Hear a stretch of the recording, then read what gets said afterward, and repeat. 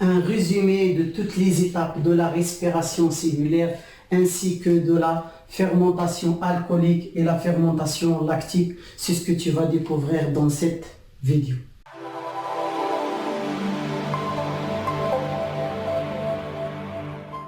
Heureux de vous retrouver mes chers élèves sur votre chaîne SVT sur tableau noir. Donc avant d'entamer les étapes de la respiration cellulaire et de la fermentation, je vais vous donner une idée sur le schéma que j'ai dessiné. Donc ici j'ai une cellule avec sa membrane. Le milieu intérieur de la cellule s'appelle le cytoplasme et le cytoplasme sont les organites. Il s'appelle le hyaloplasme ou bien le cytosol. Donc le hyaloplasme, c'est la partie liquide de cytoplasme. J'ai schématisé aussi l'organite principale de la respiration, c'est la mitochondrie, avec sa membrane externe, membrane interne.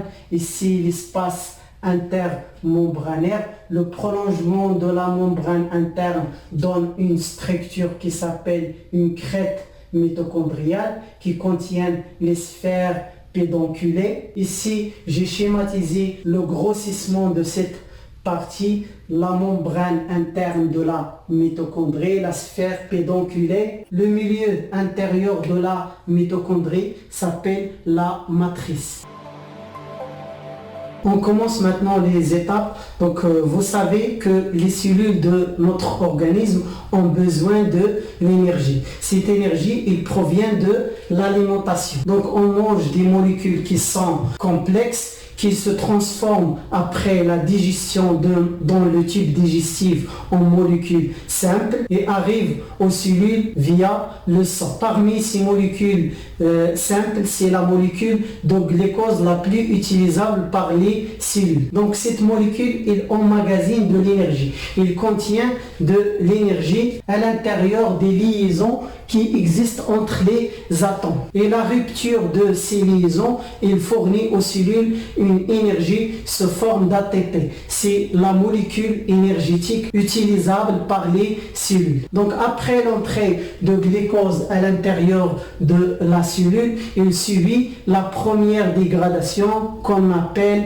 la glycolyse. Glyco, ça veut dire sucre, lyse, ça veut dire dégradation. Et cette première étape est commune entre les deux voies de dégradation ou bien les voies métaboliques. Donc la glycolyse, c'est la première étape de dégradation à l'intérieur de la cellule et se déroule à l'intérieur de la cellule dans le hyaloplasme ou bien le cytosol. Et à partir d'une molécule de glucose, on obtient deux molécules d'acide pyruvique CH3, CO, COOH. Donc il s'agit ici d'une série de réactions biochimiques. On dit réactions biochimiques, ça veut dire des réactions chimiques qui se déroulent à l'intérieur de la cellule. Et ces réactions, ce sont des réactions de dégradation de la molécule de glucose. Donc la molécule de glucose, il subit une oxydation. Donc vous disiez soit dégradation ou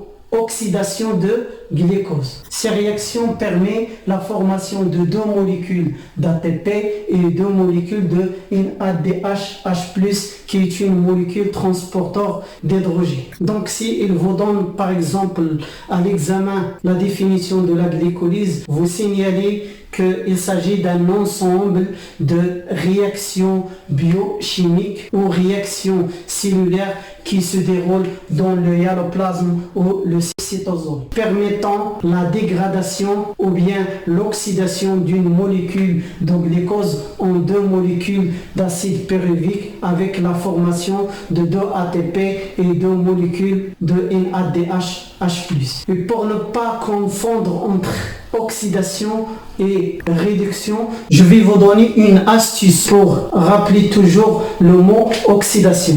Donc le mot oxydation signifie une perte des électrons et des protons. Pour vous rappeler ça, donc on dit O, quand on perd quelque chose, on dit O donc oxydation, c'est une perte des électrons et des protons, ou bien dans un accident, on perd. Donc ici, le glucose, il subit une oxydation, il perd des atomes d'hydrogène qui sont transportés vers le NAD+, qui se transforme en NADH, H+. Et cette molécule, elle subit la réduction. Donc réduction, c'est un gain d'électrons. Après, on va voir l'acide pyruvique aussi, il va subir une oxydation, il va perdre des électrons et des protons. L'acétyl va perdre des électrons et des protons, donc il s'agit de réaction d'oxydation. Et le NAD+, il se transforme en NADH+, on dit qu'il s'agit d'une réduction de NAD+, parce qu'il gagne des protons et des électrons. Donc comme j'ai déjà dit que cette étape est une étape commune entre les deux voies métaboliques qui sont la respiration et la fermentation. Mais comment on sait qu'il s'agissait d'une respiration ou d'une fermentation? En général, dans les protocoles expérimentaux, ils vous donnent des données sur des levures et ils vous demandent de déterminer la voie métabolique utilisée par chaque souche de levure. Par exemple, si vous remarquez dans le milieu qu'il y a une diminution de O2 et augmentation de CO2, donc dans le milieu, il y a consommation de O2 et libération de CO2.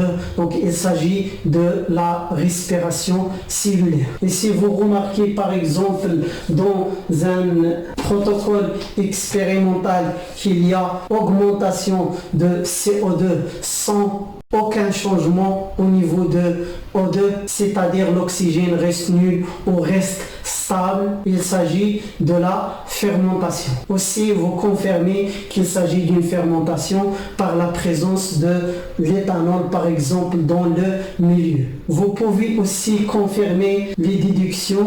Parfois, il vous donne des schéma microscopique de chaque type de levure. Donc les levures qui font la respiration, vous observez qu'il y a des mitochondries nombreuses et bien développées, ça veut dire volumineux. Ils ont une grande taille. Alors que le cas de la fermentation, vous remarquez que les mitochondries de petite taille avec un nombre très faible.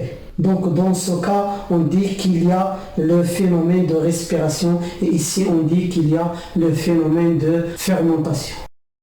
Donc dans ce cas où il y a libération de CO2 et consommation d'oxygène, le milieu est considéré comme un milieu aérobie, c'est le phénomène de la respiration cellulaire. Dans ce cas-là, lorsque le milieu est privé de l'oxygène, ça veut dire sans oxygène, on considère à partir de cet instant-là que le milieu il est anaérobie, ça veut dire absence d'oxygène, c'est le phénomène de la fermentation. Donc on va suivre le chemin de dégradation de glucose. Donc après la formation de deux molécules d'acide pyruvique, le substrat utilisé par les mitochondries, il s'agit de l'acide pyruvique. Car lorsqu'on donne à des mitochondries le glucose, la concentration de O2 reste constante, mais lorsqu'on ajoute l'acide pyruvique ou le pyruvate, il y a diminution d'oxygène. Donc cet organisme, il utilise comme un substrat de dégradation, c'est l'acide pyruvique. Il n'utilise pas le glucose. Si le milieu il est aérobie, ça veut dire présence d'oxygène et c'est présence de O2. L'acide pyruvique, il entre à l'intérieur de la mitochondrie. Nous avons ici une molécule d'acide pyruvique. Il subit une première oxydation et se transforme en une autre molécule, c'est l'acétyl, avec l'intervention d'une enzyme qui s'appelle coenzyme A. Dans cette réaction, il y a une décarboxylation et une déshydrogénation. Décarboxylation, c'est un enlèvement de carbone qui se libère sous forme de CO2, et déshydrogénation, il s'agit de réduction de NAD+ en NADH+. Donc l'acide pyruvique, il subit une oxydation, perte des électrons et des protons par le NAD+. Avec libération de CO2 et liaison avec une molécule de coenzyme A, on obtient une molécule qui s'appelle l'acétylcoenzyme A. Après l'acétylcoenzyme A, elle entre dans une série de réactions biochimiques cycliques à l'intérieur de la matrice. Ces réactions permettent de régénérer le coenzyme qui va être libéré pour s'associer avec une autre molécule d'acide pyruvique. Et le radical acétyl, il va subir une série de réactions cycliques à l'intérieur de la matrice. Ces réactions biochimiques, il s'agit aussi d'une décarboxylation et une déshydrogénation. Le NAD+ va se réduire en NADH+, 3 molécules qui se forment. Aussi, le FAD se réduit en FADH2, donc il gagne des électrons et des protons, donc il s'agit de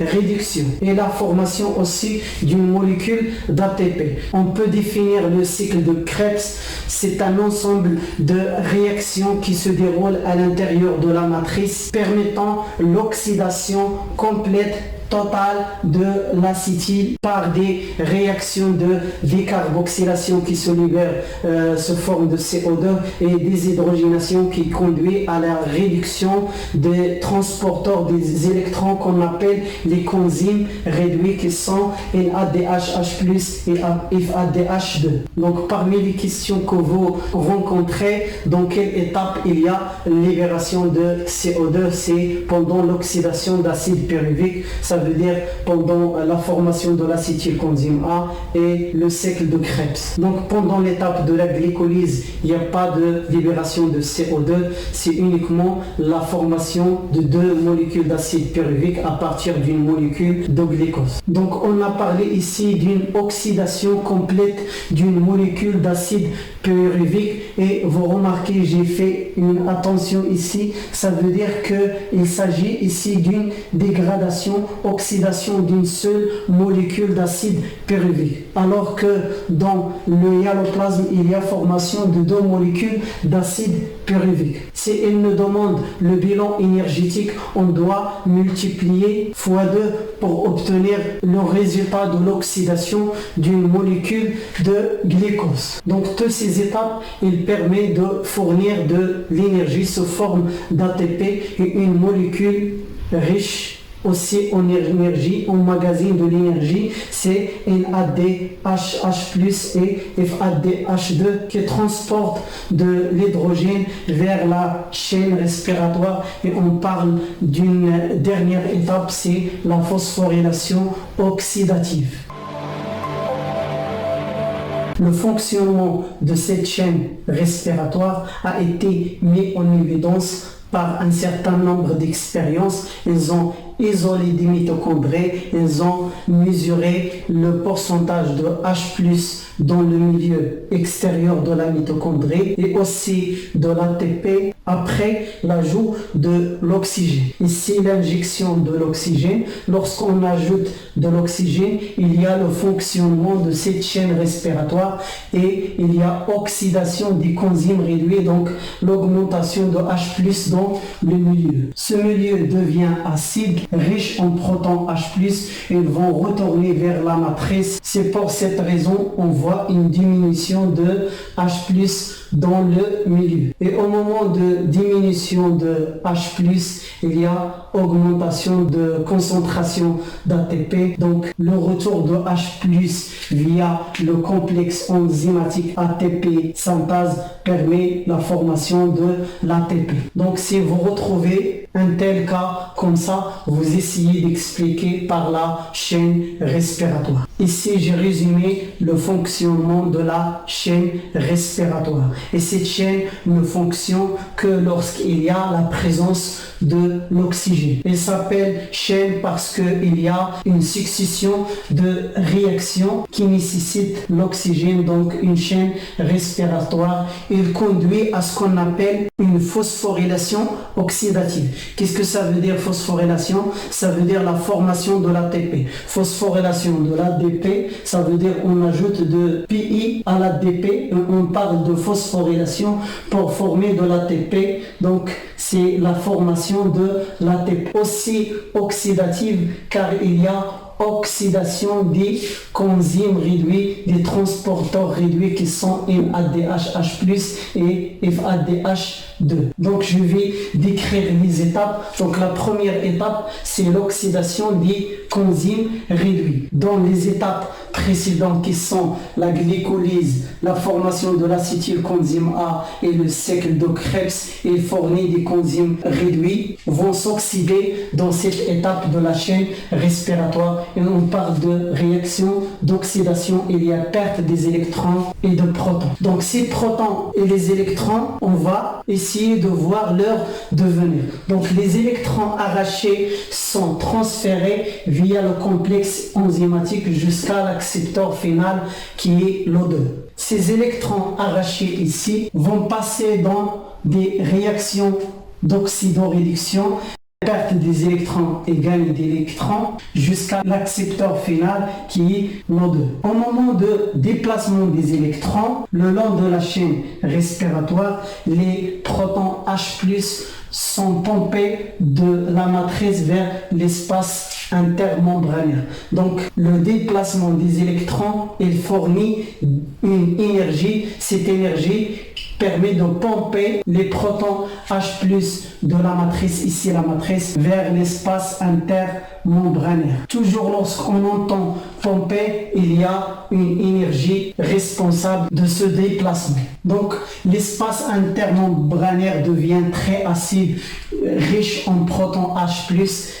C'est ce qu'on appelle la formation d'un gradient de protons H+, qui permet le retour de ces protons H+ à travers la sphère pédonculée, qui est une structure enzymatique, qui est une structure protéique qui contient une enzyme qui permet de phosphoryler l'ADP en ATP. Donc ici, à travers l'ATP synthase pour la sphère pédonculée, en phosphorylant l'ADP en ATP par cette relation, les H+ libérés dans la matrice et les électrons libérés par le dernier complexe vont conduire à la réduction de O2 en H2O. Donc il y a un couplage entre les réactions de la chaîne respiratoire et les étapes précédentes. Ces étapes, il fournit des coenzymes réduits qui vont être oxydés dans la chaîne respiratoire pour fournir à nouveau des coenzymes oxydés. Donc cette chaîne respiratoire permet de transférer l'énergie emmagasinée dans les transporteurs réduits en molécules d'ATP, sachant que les analyses biochimiques on permet de déduire qu'une molécule de NADH+, elle fournit 3 molécules d'ATP et une molécule de FADH2, elle donne 2 molécules d'ATP. Donc maintenant, on va essayer de calculer le bilan énergétique de la respiration cellulaire. Donc pendant la glycolyse, il y a ici formation de 2 ATP et de NADH+. NADH+ donne 3 molécules d'ATP. Donc ici, 3 molécules d'ATP pour chaque NADH+. Donc 2 fois 3 vont donner 6 ATP. Donc ici nous avons 6 ATP plus 2 égale 8 ATP pendant la phase de la glycolyse. Cette étape de la glycolyse, il fournit 2 molécules d'acide pyruvique. Donc ce que nous avons ici, on va le multiplier fois 2.